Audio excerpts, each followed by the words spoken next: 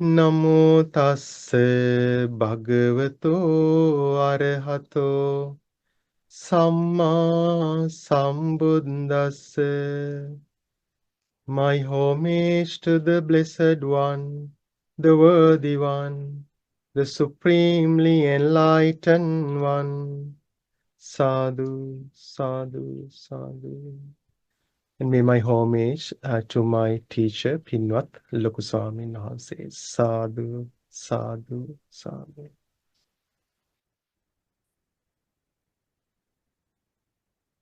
Hey, dear friends, today we are going to discuss about a wonderful sutta.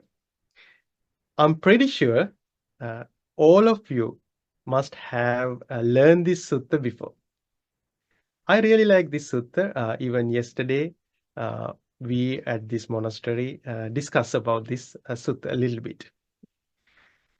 So this sutta is like a kind of roadmap for us to go toward the enlightenment. And also, through this sutta, we can get to know about the level that we have and what we should do from beginning to the end to attain the full enlightenment. So actually, this sutta is mainly for the beginners, but beginners can start to practice the teachings in the sutta and they can develop their mind to the highest level. So the sutta's name is Meghiyasutta. Meghiyasutta. Okay, so I'm pretty sure now you must have remembered. So as soon as I mentioned the name of that sutta, you must have remembered the whole story of that sutta. Okay, so we all know the chief attendant of the Buddha was Venerable Anandathera. But before he was appointed as Buddha's chief attendant, several monks were his attendant.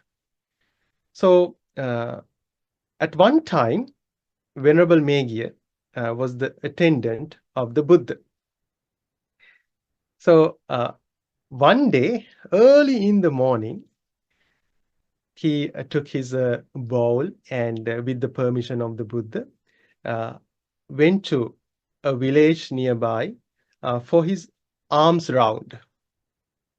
And then he collected his alms food and he finished his meal. Then he started to walk on the banks of Kimikala River. There was a river, it was called the River Kimikala. And when he was walking back and forth, he saw a wonderful mango grove. There were so many mango trees, and it was very secluded place. And then he thought, oh, this is an ideal place for me to come and meditate. So it's so natural.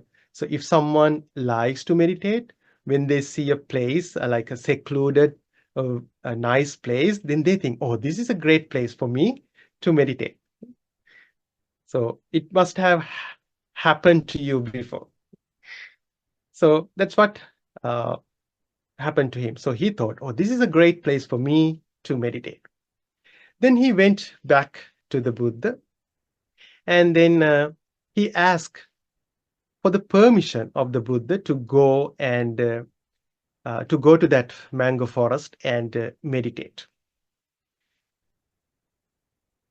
The Buddha, the supremely enlightened one, who knows everything about the path toward the enlightenment, and said, Meghiya, we are alone here.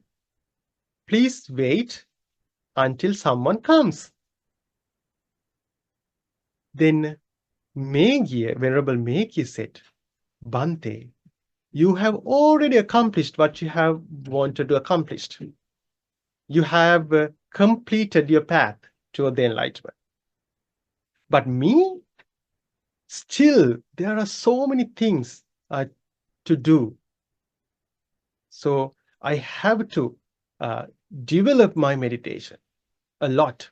So please give me permission to go and meditate.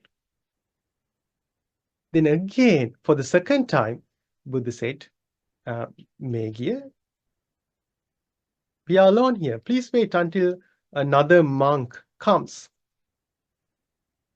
But Meghiya, he wasn't ready to listen to the Buddha. Why? At that moment, he had a very strong desire to go and meditate. So then again, he said, Bhante, you have completed the path toward the enlightenment. But still, I have so many things to do to attain the enlightenment. So if you give me permission, then I can go there, then I can meditate. So then Buddha said, since you are talking about meditation, what can I say? Why? Because he was talking about meditation. He was talking about practicing the path to the enlightenment. So then Buddha said, since you are talking about meditation and practicing path to the enlightenment, there's nothing I can say. So you can go and meditate. So then Buddha gave him the permission. So at that moment, he was so happy. Right now he can go and meditate. Then he went back to the mango grove. And then he saw a very huge mango tree. Then he sat down under that mango tree. So he sat down with crossed legs and he closed his eyes slowly. Then he started to meditate. What happened? So guess what happened? The normal thing that happened to us when we meditate. So what is that normal thing? So we all know about that. When we try to meditate, suddenly our mind starts to wander. And so many distracting thoughts come to our mind. Suddenly we remember about the things that we couldn't do, things that we have to do. And sometimes you might, sometimes some thoughts come to your mind. Okay, what I should cook for the dinner and what I have to do at the office tomorrow. Okay, so many distracting thoughts come to our mind. So that's what happened to Venerable Meghiya. So mainly 3 types of distracting thoughts arose in his mind. Sensual thoughts, angry thoughts, and harmful thoughts. So dear friends, what are the sensual thoughts? The thoughts regarding sensual pleasures are called sensual thoughts.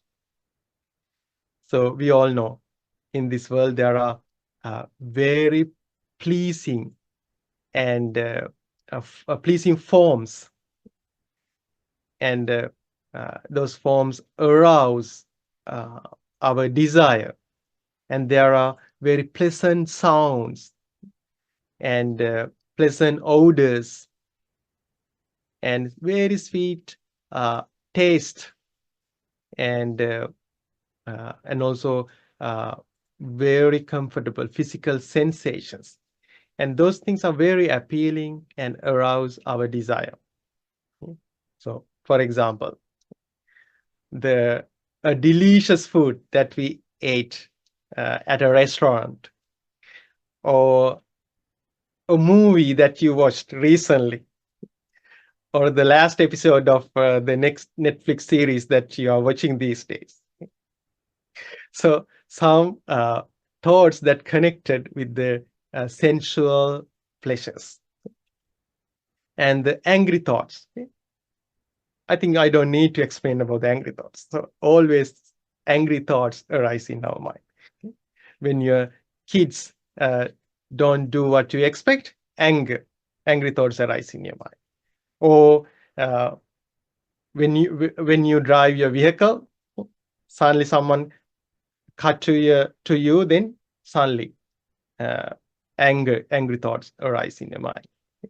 So uh, always, so when we experience something that we don't like, when we experience something unpleasant, we are repelled by that experience, then we think unwisely, then anger arises in our mind.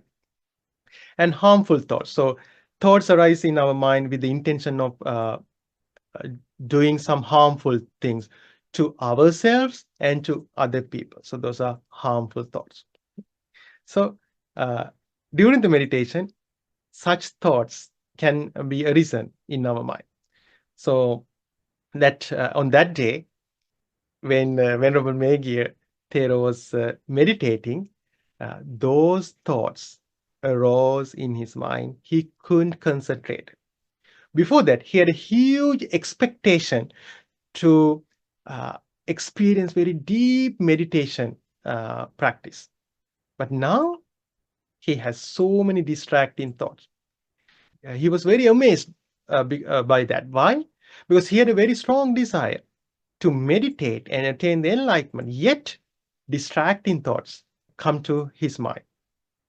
Then in the evening, he went back to the Buddha, and then he said everything that happened to him. Then Buddha said, that what happens when when your mind is not matured. So when someone's mind is not matured, such things happen.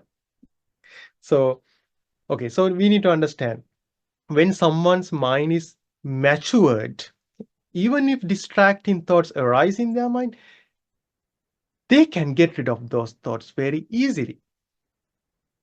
But when someone's mind is not matured, then they are not capable of getting rid of distracting thoughts in their minds.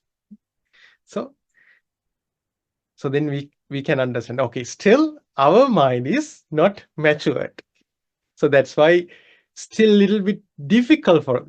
Um, I should not say a little bit. It's very hard for us to get rid of distracting thoughts, especially when we meditate. And always such thoughts come to our mind: sensual thoughts, angry thoughts, harmful thoughts. So now we need to mature our mind. How could we do it? Because like normally, when someone think about Buddhism, suddenly meditation come to their mind. Okay, when someone think about Buddhism, they think, okay, it's all about meditation or mindfulness practices.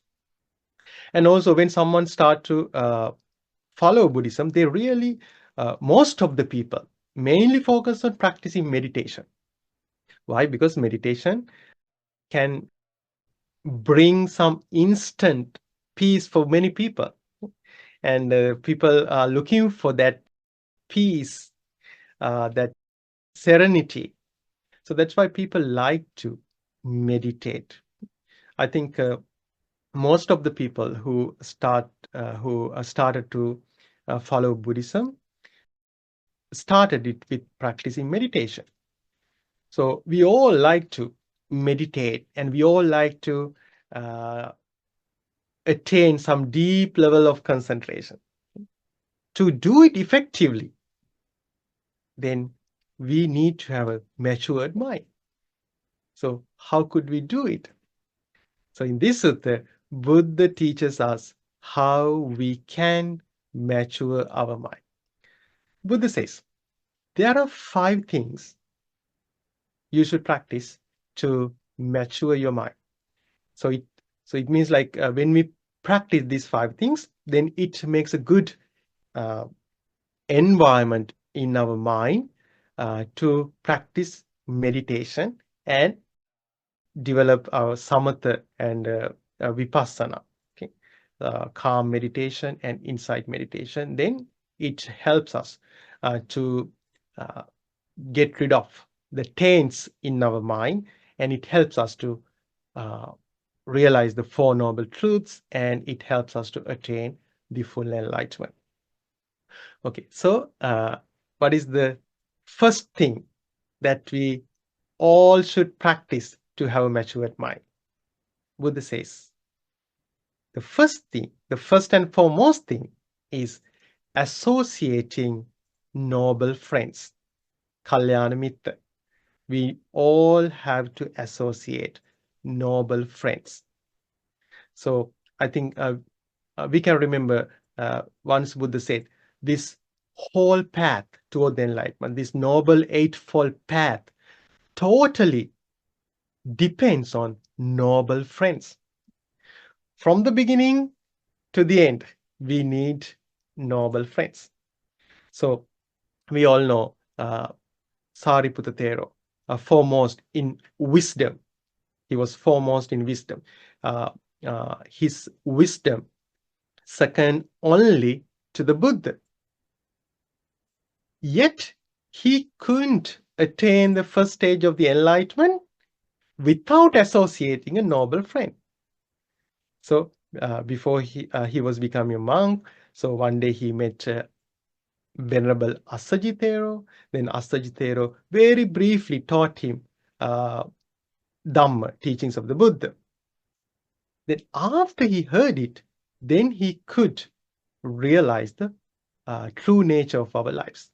Then he attained the first stage of the enlightenment. So even he needed a noble friend, Kalyana Mitra, to start his path. And also then finally, when he was attaining the full enlightenment, he was listening to a Dhamma talk of the Buddha. So that's why we all need to have noble friends. So noble friends help us to learn the teachings of the Buddha, and noble friends help guide us to develop our path toward the enlightenment. So that is the first and foremost thing that we need to have to mature our mind. And number two. So what is number two? We should practice. We should be virtuous. Okay, we should practice virtue. So we should be ethical. And in this Meghiyasutta, Buddha says, since the Buddha gave this sutta to a monk, so Buddha says the monk live according to monastic code. Okay? So they have to keep their monastic rules, monastic precepts, and they are courteous. Okay? And so we need to understand, like being virtuous is not just observing precepts. There are other things that we should do in order to develop our virtue. For example, like we all know about wonderful sutta, it is called the Kosambhya Sutta. So in that Kosambhya Sutta, Buddha speaks about 6 things that help us to live in harmony with others. So to develop our virtue, we should practice bodily acts of loving kindness, verbal acts of loving kindness, mental acts of loving kindness, and always we should try to help other people. As monks, we are always encouraged to respect each other, okay? Because it is a very important thing. We should respect each other. So it is helpful for us to improve, develop our virtue.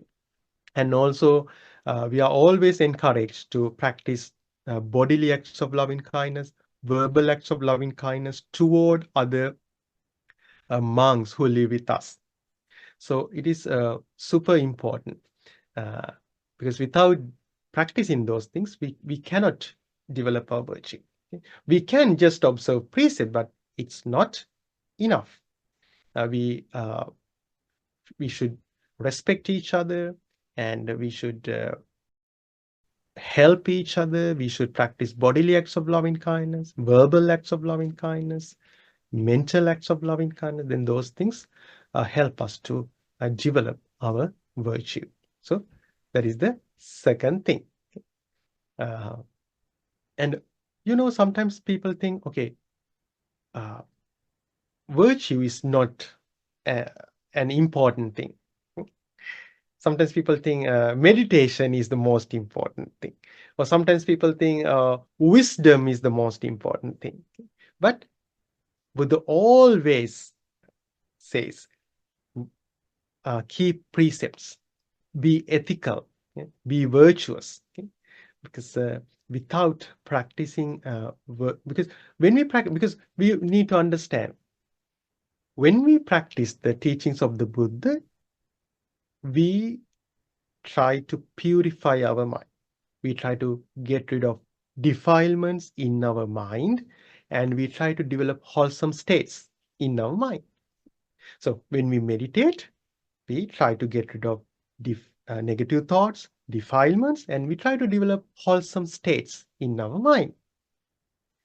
So when we observe precept, when we try to keep precepts, we practice the same thing. We try to do the same thing. So we try to get rid of the defilements in our mind, and we try to develop wholesome states in our mind. So practicing virtue is super important for us to develop our path toward the enlightenment. And in this sutta, according to this sutta, it's really important for us to mature our mind. Okay, so then third one, Buddha says, monks get the opportunity to listen to skillful talks, 10 skillful talks often. So I think you must have learn about 10 skillful talks. So because there are qualities that we need to develop in our life. Okay? For example, contentment. So we have to develop contentment. We cannot develop contentment without listening to talks about the importance of being practicing contentment, being content. So that's why we need to listen to talks about the contentment. And and there's another very special, very important quality that we should develop in our life. So normally, when we try to practice the teachings of the Buddha, we try to develop some good qualities in our life. And sometimes our mind likes to show off those qualities to other people. Or sometimes our mind tries to use those qualities to uh, get the benefits from other people. So sometimes we think, okay, I'm a virtuous person. Okay, so because of that, I'm good.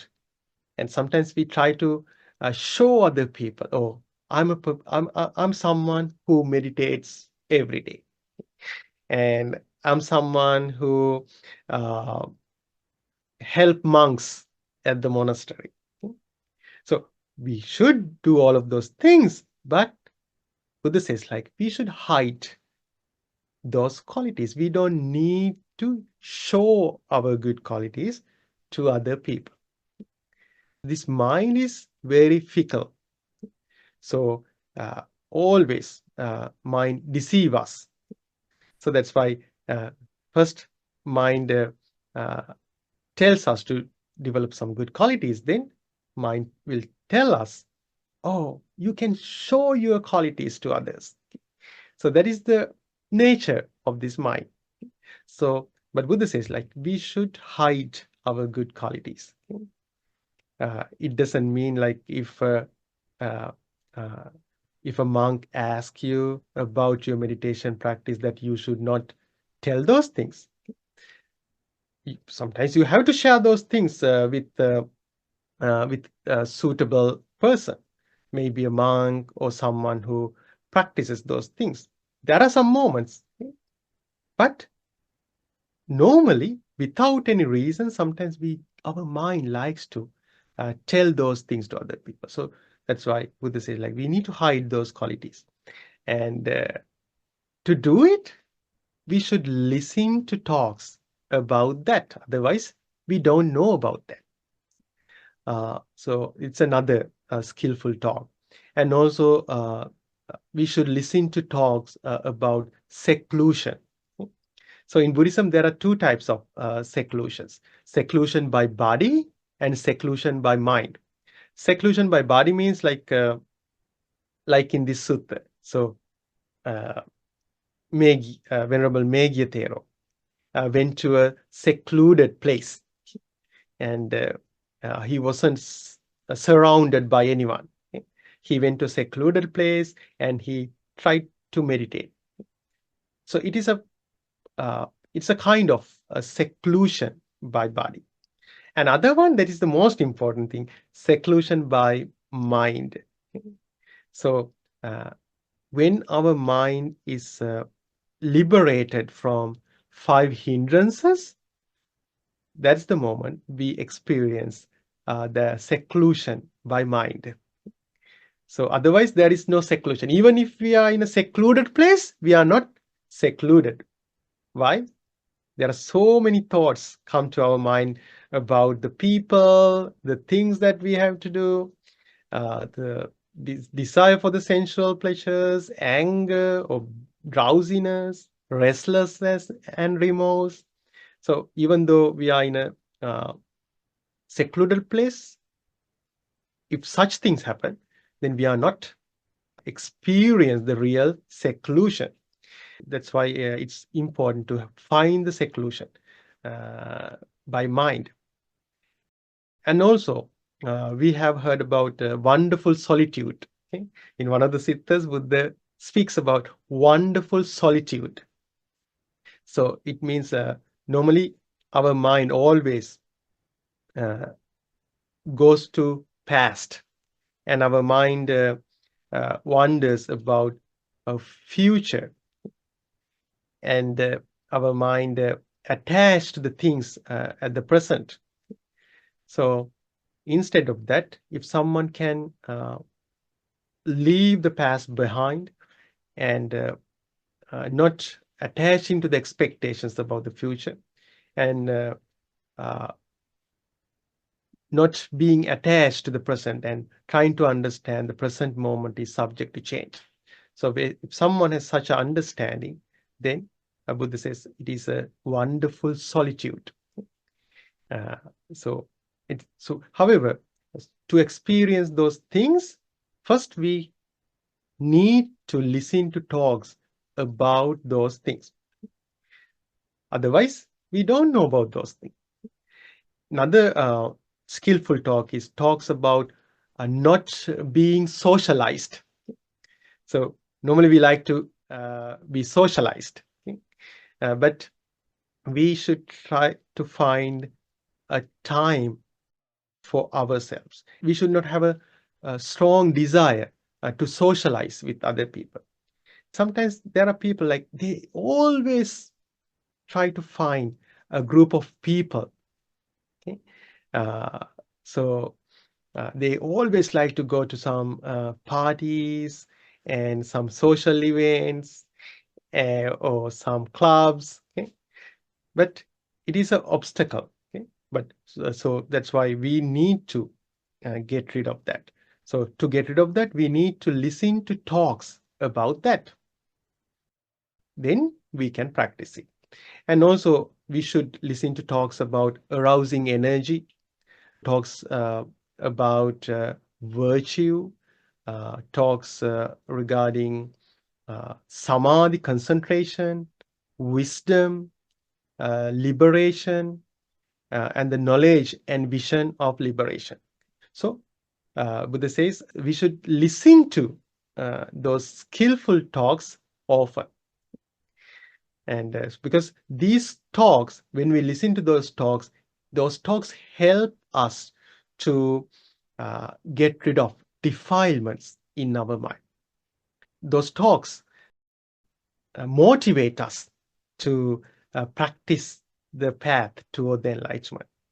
So that's why we should listen to those talks often. Okay, so that is the third one. The fourth one, uh, Buddha says, a monk live with energy aroused. So it means that monk always put effort to get rid of defilements in his mind, and always put effort to develop wholesome states in his mind. So, so this is something that we should always practice. Okay? Uh, so we should, because there is no time for defilements to come to our mind. Always defilements come to our mind. So, uh, so today we learn about three types of defilements, three types of negative thoughts: sensual thoughts, angry thoughts, and harmful thoughts. Sometimes we say like, okay, I'm super busy. I don't have time to meditate. I don't have time to listen to Dhamma talks. I don't have time to go to a monastery.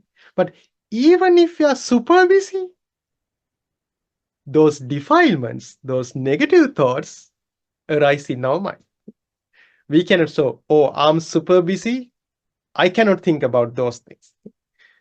Even if we are super busy, those thoughts come to our mind.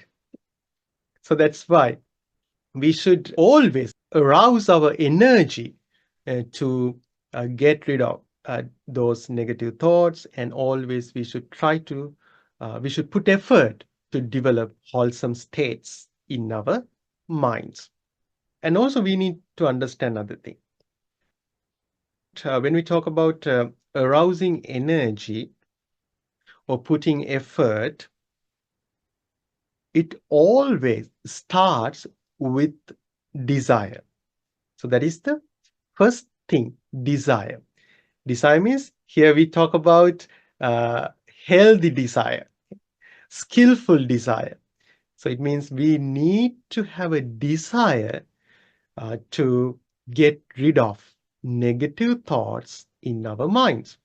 And we need to have a desire to develop wholesome states in our minds. Okay?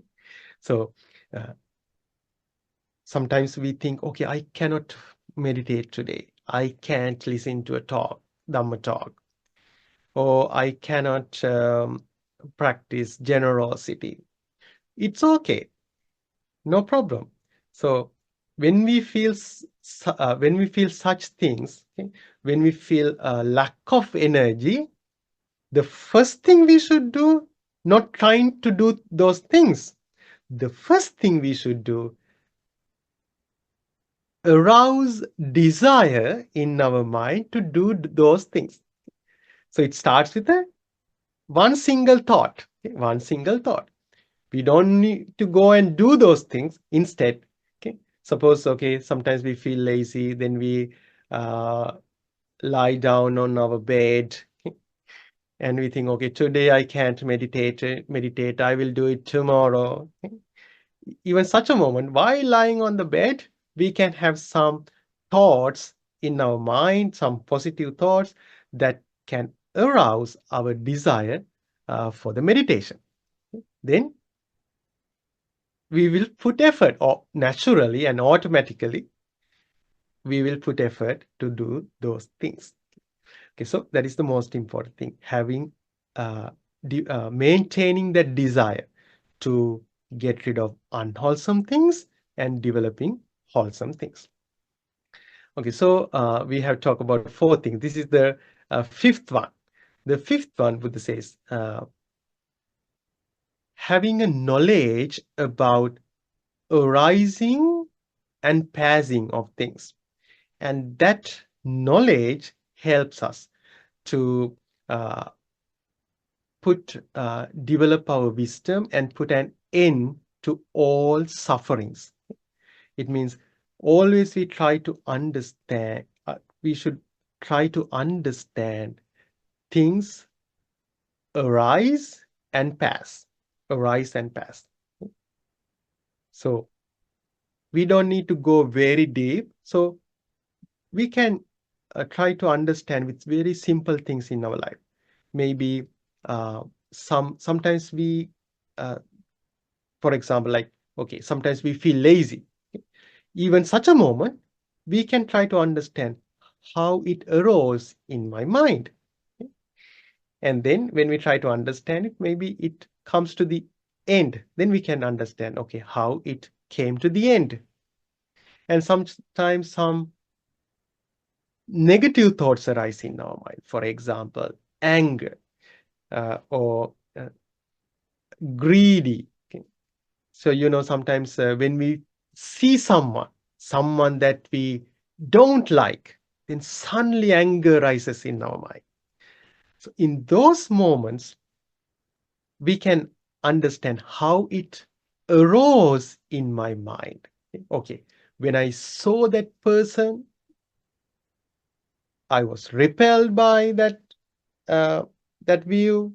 Then I started to think unwisely. Then anger arose in my mind. So then when we try to understand about it, or when we try to do something to get rid of it, then after that we will feel, oh, now there is no anger. So with those things we can try to understand arising and passing of things.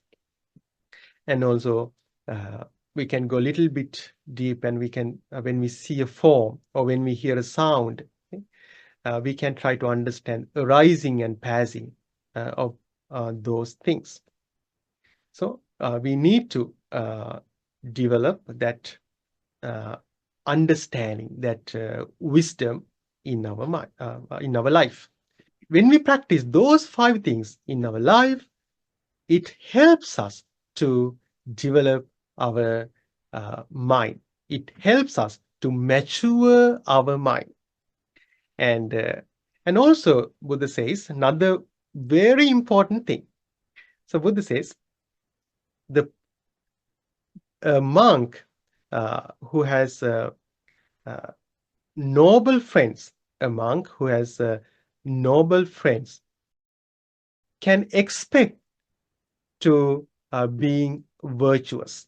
It means when someone has a noble friend, Kalyana Mitra, he has to be virtuous. He has to practice virtue. It happens naturally in their lives. And when someone uh, has a noble friend, Buddha says, they can expect to uh, get the opportunity to listen to skillful talks often.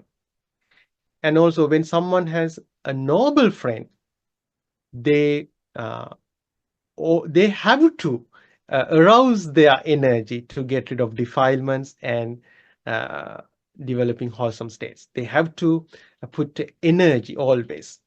And if someone has noble friends, they have to uh, develop their wisdom. Okay? So they can expect uh, developing wisdom or improving the knowledge of arising and passing of the things or phenomena in our life.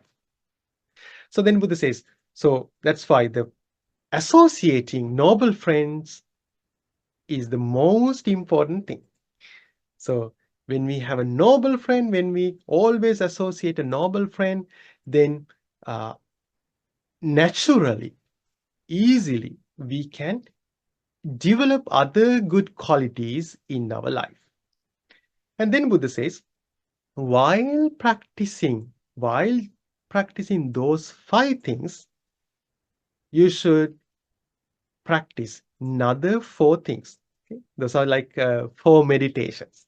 Buddha says you should practice uh, contemplating on impurities of body, asubha bhavana, to get rid of lust.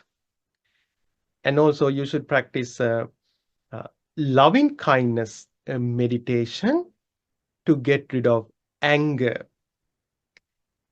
And you should practice breathing meditation to uh, cut off distracting thoughts. Okay? You should practice breathing meditation to get rid of distracting thoughts. And also, you should develop a perception of impermanence, anicca sanya, to uproot the conceit. Uh, so we have a view: this is me, this is mine, this is myself. So to remove that, because that uh, view is very painful. Why? Because always we focus on me, mine, myself. And to get rid of that, first we should develop perception of impermanence, anicca sanya. So when we develop perception of impermanence, then perception of non-self uh, becomes stabilized. It becomes stabilized. Then gradually we can remove it from our mind. Then we can attain the liberation or the full enlightenment in this very life. So that's uh, what Buddha said. So that's why I said at the beginning. So it starts with the beginning, the beginning of our path, then it leads us, it guides us, these teachings guides us to the end of the path, the full enlightenment. So that's why this is a this is a great sutta for all of us. It's to develop our mind. So if we start to practice these teachings, then these teachings helps us to mature our mind. Okay, so I think we have very briefly we discussed about this sutta. And do we have any questions about this sutta? Quick question, Bante, regarding seclusion. Now, Bante, now we are still practicing. We are still practitioner. We're not in we're not monks. Okay, so as a ordinary layman, um, seclusion could be a bit difficult to practice in the sense that um, um, well, we still have to socialize with the family, with work, okay, people in work, and then in fact we have to share our thoughts and to talk and to communicate, right? So my question is, sometimes if we do too much of isolation or seclusion, there other people might see us negatively in the sense that we are arrogant, or Mhm. maybe we are not cooperative, or we are secluding ourselves and we are kind of introvert. Okay, Yes. so this is some of the negative, and it may not help with the work or the family itself. Now, Yeah. so my question is, how do we balance these two, the Okay. seclusion as well as the socializing at this time when we're practitioners only? Thank you, Bante. Okay. Great question. The first, we need to understand, like, okay, even in this sutta, we talk about virtue, and I mentioned about practicing the importance of practicing bodily acts of loving kindness, verbal acts of loving kindness, and mental acts of loving kindness. So, so at the beginning, we need to focus on those things, uh, especially because we have to live with other people. We have to live with other people. So that's why Buddha has mentioned about those qualities that we should develop in our life: bodily acts of loving kindness, verbal acts of loving kindness, mental acts of loving kindness, and practicing virtue and practicing generosity. And practicing those things help us to have healthy relationships with others. So practicing those things will help you to have healthy relationship with your family members, with your colleagues at your workplace. So we should focus on those things, because without developing those qualities, even if we try to uh, go to some secluded place, or even if we try to find the seclusion in our life, uh, it will not work perfectly. So that's why we need to develop those qualities. That's why people become monks or nuns, okay? Because then they can fully committed on the path. So you have to understand, like, as a lay person, you cannot fully committed into the path. So, but still, you can practice these teachings. So you can find some time uh, for yourself. Okay? Don't think about like, oh, it's 1 hour, 2 hour. Okay, I should practice. I should be secluded for like 1 hour, 2 hour, even just 5 minutes, 10 minutes. Okay, you can switch off your phone. Okay, and you can disconnect with everything, and you can find your seclusion for just 5 minutes, just 10 minutes. Okay, so in that way, you can practice it. Okay? So then you can balance both things. You can balance both things. We have to be smart always. We cannot practice one teaching of the Buddha all the time. So that's why there are so many teachings in Buddhism. So we have to find the right tool at the right time. Okay? That's why when we are with other people, okay, or when you are at your workplace or with your family members, so there are things that you can practice. So you can practice bodily acts of loving kindness, verbal acts of loving kindness. So you can help them. Okay, you can you can make them feel better. Okay? So in that way, you practice the teachings of the Buddha. Okay? And when you have some free time, okay, then you can disconnect from everything, and you can either meditate or you can read a book. Okay? Then you can do uh, right things at that moment. So in that way, you can balance.